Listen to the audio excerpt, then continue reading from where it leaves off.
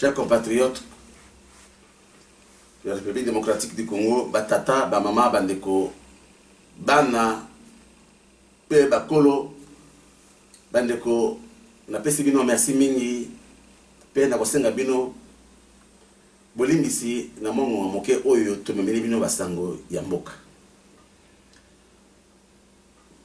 Masolo oyo tuzali koloba lelo, bandeko na ngai, ezali masolo penza oyo yako kofongola liboke to oyo bandeko babengi kofongola poke nazali moto yambo na kati ya bapanzisango ya combat to ya resistance ya mboka na biso te oyo akoloba makambo oyo na koloba lelo pamba te bana mboka mingi penda bazwa mosala ya koteya kato kopanda sango ya nyonso oyo ezali koleka na kati ya mboka na biso kobanda occupation rwandaise provoquée et de connivence avec le monde entier, toute la communauté internationale kobanda banoko na biso la Belgique kolekaka ti epai ya ba impérialiste pesa occidentaux ba peuple américain et pas wapi ngai moko molobeli na bino nazali kolobela bino na tango yo nazwami na mabele ya États-Unis d'Amérique na kati ya ville ya Dallas pour permettre ngai mwango wa moke na koka koyisa bino tina ya présence na ngai awa liboso ya na bino ya bilili ya bandako na bino bandeko toyebi yango na bolamu touti kotala théâtre pona mbala énième théâtre ya bandeko ba président ya ba chef d'état africain oyo ba otaki kozala na réunion ya CPGL to ya communauté de pays des grands lacs oyo mandat na ngozeli maboko ya Sassou Nguesso. Excellence président Denis Sassou Nguesso, vieux d'Enguès, bonjour et mes respects. Oyo réunion salamaki na kati ya mboka Brazzaville. Bandeko tozali koyoka mawa pe tozali komituna yambo ngai pena na zonga na makambo ya CPGL. Awa tozali kolobela likambo oyo na combo ya convention du peuple pour le progrès et la démocratie oyo ekamami penza na mwana mboka Benoît Foster Monene le général tigre libérateur nako tangaka rapport final ya makitano oyo ya CPGL oyo esalamaki na Brazzaville sous la direction ya mwana mboka ndeko excellence chef d'état Denis Sassou Nguesso tokolobaka boye CPPD to la convention du peuple pour la démocratie et le progrès rejette en bloc toutes les résolutions qui ont été promulguées dans ce rapport final. Pourquoi? Parce que ezali mawa, ezali soni, bandeko yako monaka, bandeko chef d'état africain, oyo tolobelaka, sagesse africaine oyo munene ayeba africain pona sagesse oyo nzambe apesaka epai na ye tozonga na masolo ya bible te kasi toyebi roi Salomon moko ya bakonzi baleka na histoire oyo nzambe asengaka ye apesa ye nini ye asengaka be sagesse sima ya sagesse nzambe apesaki ye bomengo bozwi nyonso oyo alingaki bandeko toyebi yango ba roi Salomon balala de saba bazalaki mosika te awa be pende awa na Éthiopie awa na kati ya continent na biso bande koto fungola misu mondele alingaka Congo na moto mwindo azwa kimia te pamba te il a déjà été dit que vers le temps de l'affaire moto mwindo ne akokonza mondele akokonza mabele oyo ya mokili mobimba oyo bandeko mondele na mayele ya bozabolo oyo bazalaka na yango bamimaka ba stratégie ya ko distraire biso moko ba peuple noir ya koyokaka bango ndenge balobaka moto mwindo azali na tina te moto mwindo aza microbe moto mwindo azali boy ezalaka moyen ya ko étouffer biso bandeko tozali très puissant koleka ba oyo bazali komonisa biso pasi puissance na biso ekomona na mokolo biso moko ba africain ko banda epai la gâchette de revolver dont l'Afrique a la forme ezali na kati ya Kinshasa la Congo tokozwa conscience yako yeba tina na biso oyo nzambe asalaka Afrique na forme ya revolver pe gâchette na yango to beteli masasi na yango etelemi na kati ya mboka Congo tina tokoyeba makambo oyo nde tokoyeba kimonene ya peuple africain to kimonene ya peuple congolais bandeko mondele azali na makoki ya kosala nyonso na mayele oyo bazali na yango kasi bakosalaka diamante bakundela mabele na bango babimisa yango po babeta nango tolo tozali ba pays riche Congo ekozwa kimia mokolo biso moko bana mboka tokozwa conscience ya koyebaka valeur na biso ba congolais valeur ya mabele na biso pe valeur ya Afrique ezali ndini nde mokolo tokoyebaka kozwaka kimia kosecurizaka mabele na biso kosololaka na banoko na mindele na ndenge ya ba échange équitable mpona kobatela nkita na mboka na biso pe kolesa bana na biso na ndenge elongo bani bandeko yango makambo oyo totelemeli mbala oyo nyonso oyo bango basali bandeko tolingi mbula oyo tosilisa na yango te bandeko totelema ngonga yango oyo bandeko bouti komona rapport final bouti kotanga yango bandeko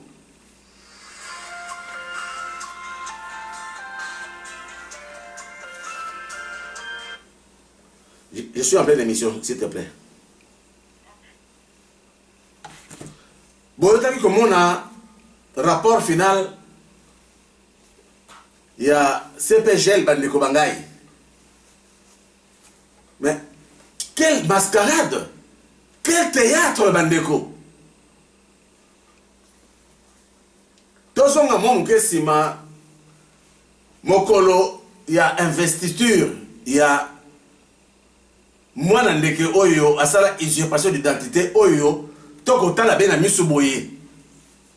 moto asali haute trahison azali kokamba biso na kati ya mboka ti lelo oyo na complicité ya bandeko na biso moko bacongolais bongonaka mokolo ya investiture na ye na epai esalamaka bandeko bachef d'état africain ata moko azalaka te bandeko bomonaka pamba te balingaka komona théâtre ya ndenge oyo te et le seul président oyo azalaka na investiture ezalaka excellence président chef d'état Zimbabwe Robert Mugabe le seul président oyo azalaka na investiture ya mwana ndeke na Kinshasa ezalaka Robert Mugabe bandeko pona ni bandeko basusu ba chef d'état bayaka te pamba te basepelaka na théâtre oyo banoko to mindele basali ya kolukaka kozongisaka Afrique bamboka na biso na recolonisation baboyaka yango kasi bandeko lelo oyo coup de théâtre na réunion ya CPGL oyo mokili mobimba Afrique soko yeba le pouvoir le complot international oyo ba délégué Rwanda to communauté Tutsi ba luka ba embraser Afrique mobimba na ba conflit armé ba sali na kombo ba benga ngo Tutsi power to benga ngona anglais Tutsi power groupe wana esalami po esala ba infiltration baza ko kota ba koti combien na Angola ba koti combien na Brazza ba deko kasi ba chef d'état africain bazali ko la pongi baza ko yeba oyo ko yela bango te neko papa grand frère Denis Sassou Nguesso neko ezali to miyoki mawa na nyoso oyo bosali na kati ya réunion ya CPGL papa Denis Sassou Nguesso ozali na mawa ya bakoko na yo te o bazala na Kinshasa yo ozali pena mona mboka 12 millions de morts, il y a un bayo, on a coupé Kinshasa, papa Denis Sassou Nguesso. Ça ne te dit absolument rien. Aujourd'hui, vous avez moi reconnaissance, mon quête, il y a passage, il y a jeunesse au passage de Kinshasa, papa Denis Sassou Nguesso. Au Coran de Kinshasa, moi, je jeunesse au passage de Kinshasa, na commune de Barumbu, na na yebi soir wana te. Ceux qui bossent par yango, botang rayangote, mais yo moko tang na biographie na yo. Na na yebi pa yo salaki. Balakisa nga ngo penda na baboti na nga e pa yo ozalaki pene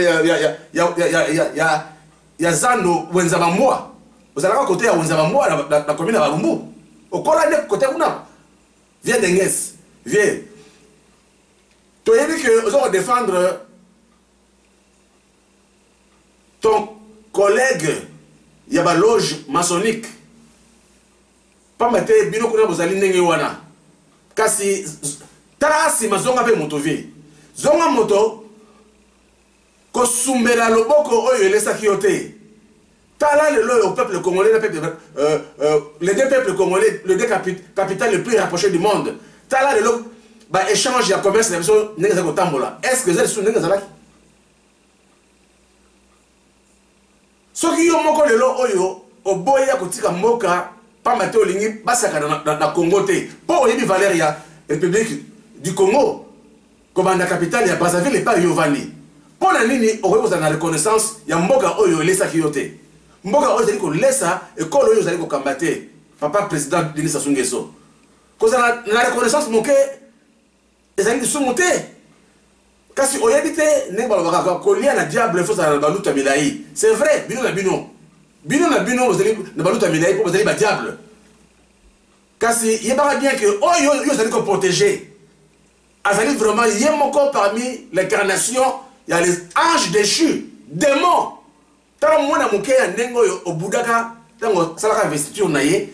au Kenarate, les lo oyo, au commun naïe bondeko, il y a boyé, il y a pour sacrifier à bandeko nayo, babukilo nayo, basemeki nayo, bakoko nayo, il y a Kinshasa et paï, aux âmes makila kuna.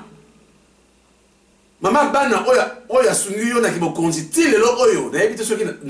na butu tango solo laka sora le larate ko yoka pasi ozo le kana Congo po maman Antoinette bolonga ni nayo azali pena mwana ya République démocratique du Congo oya botami na Kinshasa et pas yo na ye boye banaki okoyoka ata mosi na yo marate bana yo boti ba Claudia ba Kiki tous ces gens là okoyoka bango marate ba kila na bango ata ba Kiki bazali na ba para mususu. Ça c'est pas notre problème, mais maman oyo azo sungayo ki bokonzi. Ti lelo oyo. Motolu na ye ezali na Kinshasa et pas yi. Ozali ko tala bandeko ba beau frère na yo, ba bokilo na yo, ba leko boma bango ba soso. Vieux Denis, nous sommes désolés, il y a quoi apprendre. Ma lecture au Tosali, il y a rapport final, il y a message la bidon, il y a CPGL. Osali Koloba, que yo bino boko soutenir. Gouvernement congolais. Vous savez que bien gouvernement congolais. Papa, moi la moukele quoi la politique kanambe a comme gotengi sa bino politique. Vous savez que son était. Oyo mandat c'est si là bamagui ça veut dire que na ebité soki o sala yango na idée ya copie conforme ya makambo yo sala na Braza yango zo mona normal mais moi na muke nengo yo budaka lelo oyo okomi na ye allié boye sans pitié ba ndeko na yo pe ozo ba ke boko soutenir gouvernement oyo ezali gouvernement rebelle gouvernement illégitime boko soutenir bango pour na combattre la force du mal. Quelle force du mal oyo bino bomoni ezali na kati ya Congo ceux qui ezali force du mal ya bipa yoyo okene ko luka audience bo solo na Trump et c'est que ba bimisa ki libanda na salle oyo Trump ayambaki ba chef d'état africain après discours ya 72e assemblée des Nations Unies soni oyo ba yokusa yo Papa Sassou est-ce que oyo kusala la vengeance te télé mobimba ya monde entier etala ndenge bazo ko bimisa yo na salle oyo ko soni na moté oyo ko venger na moté Obenga bana mboka oyo ba telemi pour ko défendre article 64 ya constitution malgré constitution ya mboka na biso comme la ngolo kola elamba moko alambo balambo babamaganda monam kizoba zoba voilà mais ba ko ki ko toucher article 64 té malgré ba ko luka ba interpréter ngona ndenge moteme lingi article 64 ezali pe etikali nege ezali que bana mboka congolais bazali na droit lotomo ya kotelemela moto nyonso oyo azwi bokonzi na ndenge ya makasi pe oyo azali koluka aniata constitution na ndenge yokana bakite bazali na droit lotomo ya kobengana oyo nyonso azali monguna ya constitution pe ya peuple congolais oyo alingi mboka Congo te bandeko Papa Sassou yo tangi mwana oyo politique nambe oyo azalaki chauffeur oyo azalaki pêcheur bomona CV oyo ayebi ndele bakotanga ngo CV oyo aye fabriqué de toutes pièces éprouvé par A plus B que ezali faux CV boyebi yango malamu bandeko tika tout dans la kanda ya makambo oyo ba peuple congolais on a pris le temps de permettre à tous ces gens ya ko sala ba manigas ko lukaka ko mbagouiller sur la République démocratique du Congo tangu ekokit on a assez souffert soki to okendeti le 31 décembre ya suka bande koko banda yango ben ngonga oyo koteremelaka makambo oyo ba étudiant to wapo na ekolo to zali na schéma oyo to pesa awa na suka ya makambo oyo ndenge nini to luka to sala yango penda to yebi yango pe to sito lobaki yango to banda obena opération to yebi ndako bande koko banda ko boma entourage ya kanambe ba congolais oyo bazako pesa ye makasi to banda ko bomaka bango na bandako na bango soki bana bakufa pamba te bango bazali ko boma biso 12 millions de morts babomi biso bayoki mawate to koyoka mawapo na nini bandeko biso na diaspora awa na Europe na Amerique to kosala penza masolo ya kosolo na bayebi kosala penza ba explosif na ndenge penza oyo sala mapenda na ndenge ya bandibu koko loko bwaka yango na kati ya bapangu na bango ko bamba ba fenêtre vitré wana e pasole kota e explosé na ndako yango nde penza ekotongo la soulèvement populaire oyo ki politique nambe na bandeko na ye bakozwa nzela ya kokimaka pe na soutien ya bandeko na biso ba révolutionnaire armé oyo bazali kotelemela mpona kobenga na banguna ya mboka to soutenir bandeko ya mboka tozali komona complot ezalaki na international complot lelo ekomi complot tina na kati ya Afrique bandeko babiso baso oyo tolobaka ke toza na sagesse africaine ezali wapi ya ko diaboliser Congo ya koloba ke ba congolais oyo batelemi mpona kolibere mboka na bango selon l'article 64 bazali ba force du mal. Ils ont écrit noir sur blanc que nous allons combattre les forces du mal. Quelles sont ces forces du mal? Oui, bon, bah, mon la Katia, République démocratique du Congo, to na front oyo, ba mboka batemi pour na libérer mboka. To yebi ko discerner ba mascarade y a une rébellion fabriquée par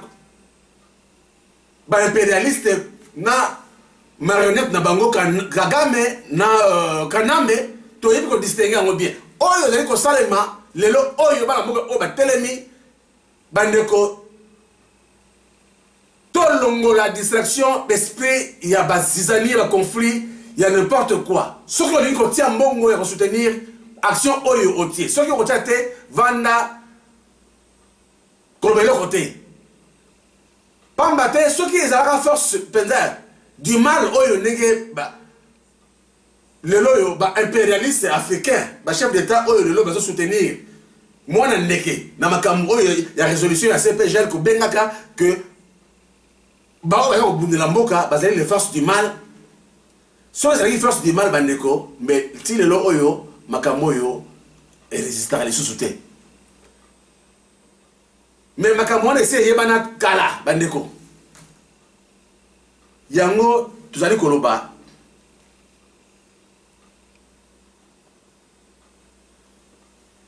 biso ba combattant pe ba résistant ya République démocratique du Congo tolingi to yebisa na communauté internationale nyonso pe kotinda maloba spécial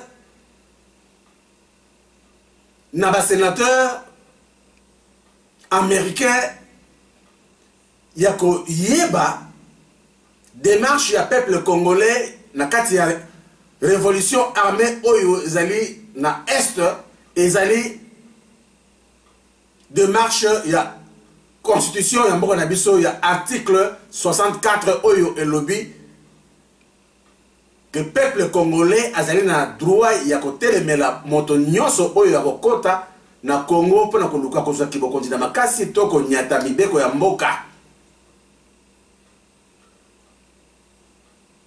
tolingi kombo ya force du mal wana bozo ko fabriquer po botelemela boya elulu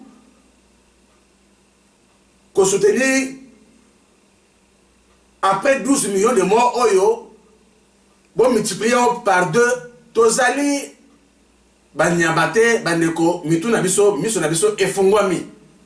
ba sénateur américain pe européen communauté internationale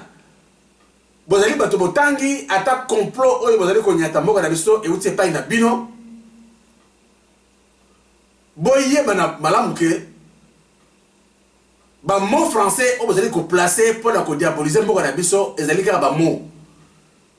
tokozala lisusu ba naïf te pona kotikaka bino bo créer n'importe quoi pona Congo bandeko babolingo bolimbisi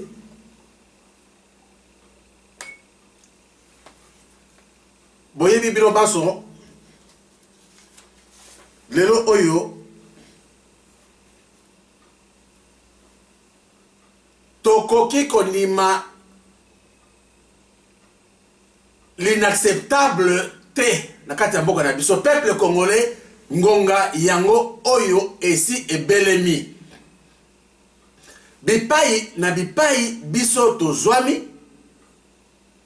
to banda kosala masanga toyoki ba discours ya lolenge nyonso on n'a plus besoin de discours politique na kati ya mboka na biso on en a plus besoin ba oyo to pesa confiance na bango bazali ko trahir biso ba politiciens congolais il y en a même pas bozo ko mona ndenge bazali ko bundela mbongo bandeko bozo ko mona ndenge bandeko na biso bazali ko trahir ba mama ko tika oyo le na loebo bandeko oyo zo ko le na moki na Congo mobimba ba viol ya bana ba viole ba mama ba sœur na biso bandeko toko tika yango jusque quand pambate wana di culture ya ba tuti ya ba machette ba ko kataka bandeko na biso ba kingo ko ba soso bandeko toko tika makambo yo ti mokolo nini bandeko nazali na ba bilili zali awa bandeko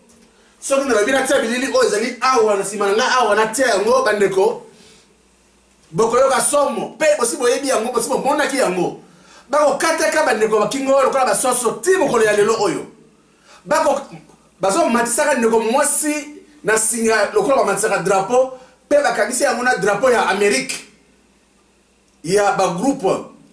groupe néo-nazi américain bazo matisaka ndeko mwasi na singa boy na drapeau Amérique batie singa na kingo ba pendaison mutali ko kufa vivant asali nini tokotika yango jusque quand mandeko bandeko bolingisa ngai kanda oyo tokoma nango na mboka oyo tokoma kutu ko boyaka ko kotaka na bisika mususu oyo ba Rwandais batondeli biso awa ba ya awa mingi na mikanda ya ba Congolais na États-Unis awa koloba te bana mboka mususu bana mboka Congo mususu awa na États-Unis penda na mituna mapenda ya solo ba yebi valeur mboka na bango to ba yebi yango te na kosala ba solo ko sangana na ba Rwandais awa na kati États-Unis Rwandais na États-Unis awa azana liberté beaucoup azali plus qu'un ange pe bana mboka Congo bazali ko soutenir amitié wana ti lelo bandeko toyebi bien que ba Rwandais bazali bien organisé o solo na ye lelo na butu bazali réunion ya kolobani so solo la kina ye toyebi to posta na slogan oyo Maréchal Mobutu abelelaka te otumboli Zaïre otumboli ba mama otumboli ba mama otumboli Zaïre otumboli ba mama otumboli peuple zaïrois bandeko pona nini tolingi to bosa na makambo yo ya lokumu ya ba mama na mboka na biso ba mama bazali ko sele lokola banzindi ba mama bazali ko sambwa ba mama botelemisa ba papa ba mama botele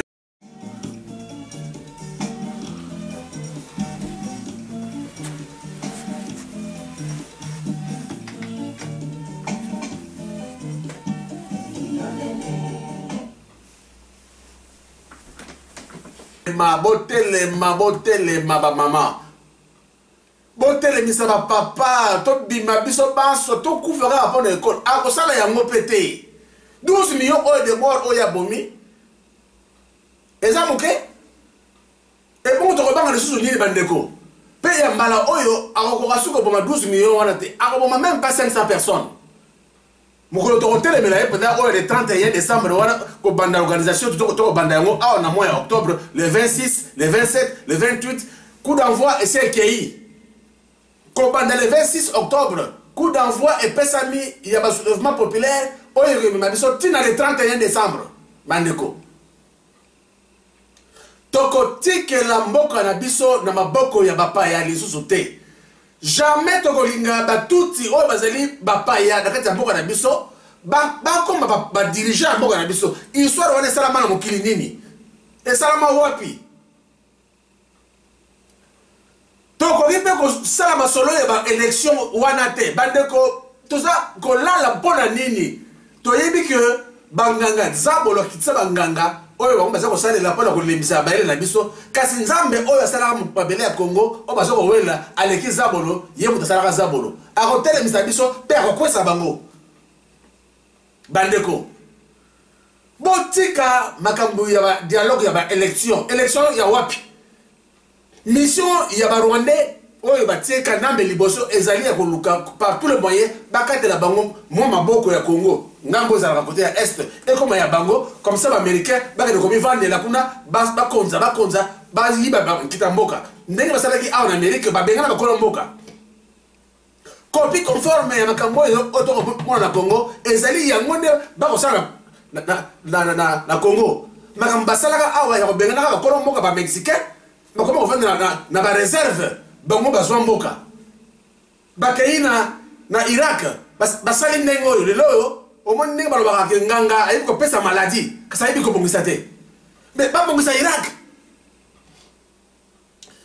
omoni ndenge Bachar al-Assad asukisi bango Bachar oyo ya Syrie omoni ndenge asukisi communauté internationale baaméricain bafrançais babelge tout basanganaki mpo baboma ye bomoni ndenge asukisi bango et on n'en parle plus bandeko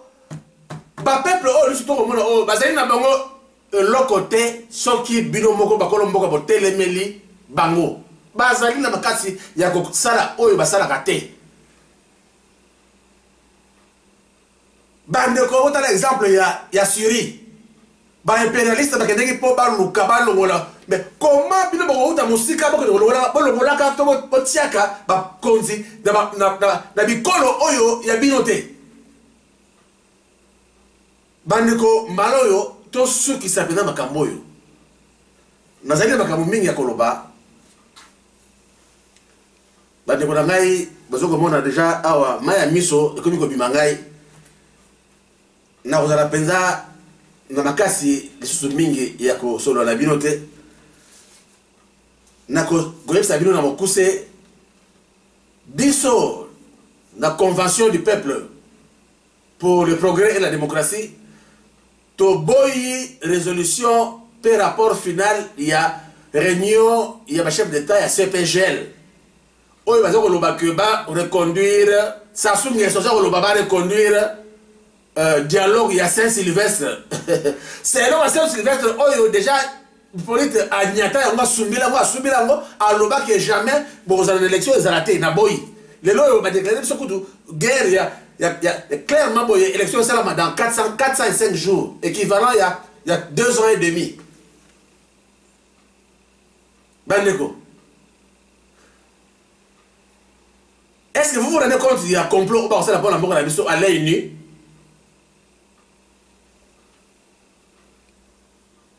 Makamunyo c'est ça au sein de la mort à l'œil nu. Yango nakasai.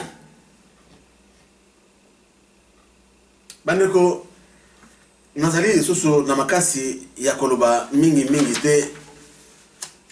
Toko publier communiqué final ya rejet, il y a la résolution, il y a réunion à CPGL. Relativement, il y a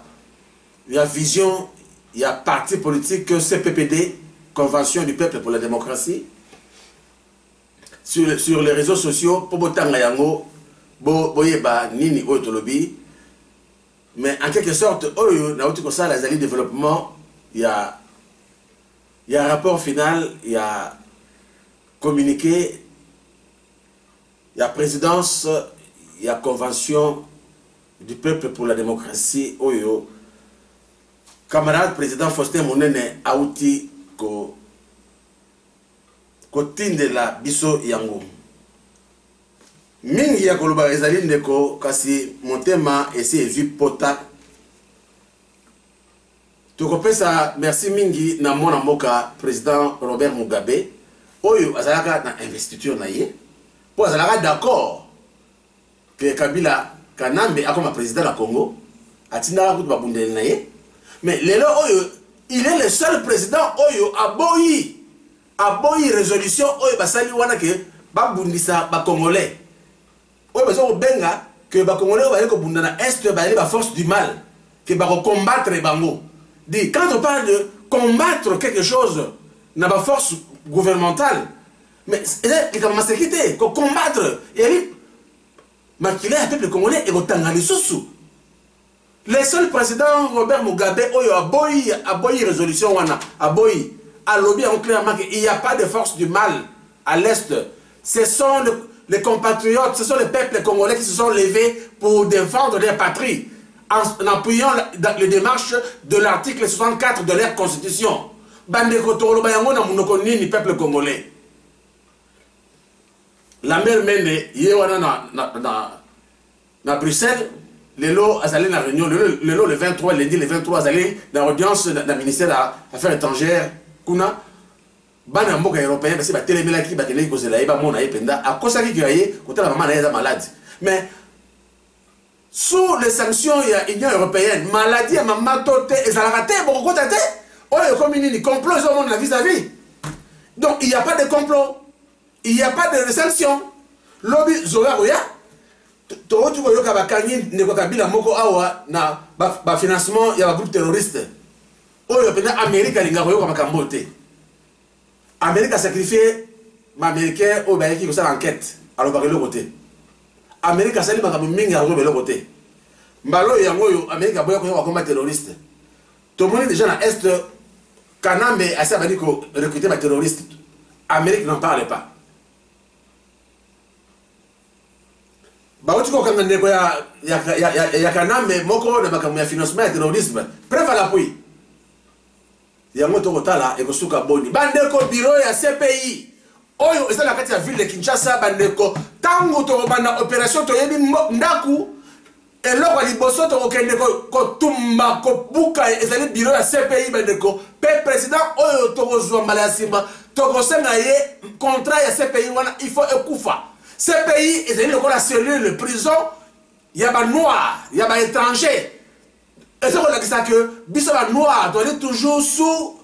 colonisation ya ba mindele bakanga biso ba ya biso na Hollande tout ça na boloko na Hollande bandeko bozo ko bona makambo normal Sarkozy mabe ya sala pour Kadhafi nani achaye na CPI Bill Clinton bango ba pelisi moto na Congo bituma oyo zo sama Bill Clinton bazali ba responsable numéro 1 sur la couverture ya ONG na bango kokota manuki tili lo manuki basala organisation bitumbe bandi nani amemaye na CPI bandeko après 12 millions de morts na Congo Kanambe est toujours sur la planche nani amemaye na CPI bandeko pourquoi amemaye parce que basako ezali mission na bango ba rotier la CPI pour remonter na bango ekoliga en même temps Kanambe a aidé bango na diminution ya population noire balingi l'écosystème voilà le renouvellement de l'écosystème bat baleki mingi na mokili ça d'après américain que bat baleki mingi na mokili comme étouffé il y a moyen de diminuer batou na mokili pour na écosystème ya planète et se régénérer batou na diminuer des ba noirs mituka aux États-Unis à bandeko est-ce que possible mon mituka tant que baka ba industrie moto yako polluer mokili est-ce que possible mon mituka aux États-Unis awa atanzinzi azana mutuka atanzinzi bandeko azana mutuka pe apa mapamba te oya ba tsoro chapement minene mituka oya ba Jaguar ba Chevrolet minene oya consommera diesel penda oya tsaka milinga penda awa aux États-Unis mutuka azana kola makolo ya moto nyos on a 5 6 7 voitures sans en parler ba troc ba camion minene wana et bon ba ko diminuer politique wana te ba linga osala ba trottoir na ba bande cyclable te ba ta vélo ba tambola te ba bande ya ba tamakolo izala kate pona nini bino tout boso mituka boko taka na nzela bandeko venez voir aux États-Unis ici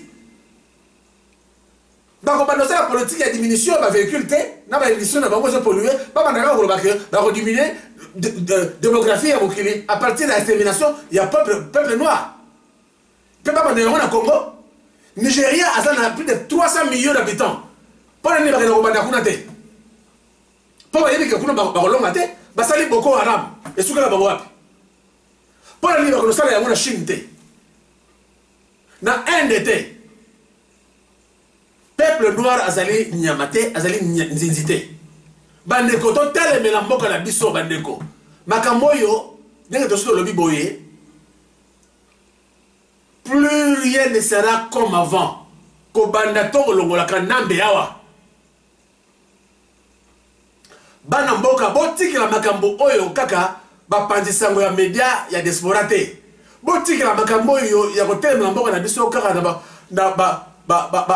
ba résistant na biso ba mai to ba la frappa o bazali na kobunda kuna te. Ezali likambo ya biso moko bandeko soki toyoka likambo ya mwana semi melelo yo bitumba esila makambo oyo se esila toko zongi la makambo oyo bandeko kasi pona lelo toko remercier président Robert Mugabe na vision oyo à comprendre pambate yebe azali victime il y a un impérialiste américain dans l'école na ye na embargo nasuki awa ni koma mi so tondi ngai na ko yibisa yango liboso ya mokilité kasi ezali souci ya école na ngai na kombo ya président national la convention des peuples pour la démocratie et le progrès bana mboka général Bernard Faustin Munene pe il y a ba cadre banso il y a CPPD na pesi peuple congolais lokumu pe matondo na respect oyo bapesi na ngonga oyo koyokaka maloba oyo tobebeli bino na tango oyo bozala fidèle na combat tina suka bitumba ekozala molayi kasi tokolonga yango ingeta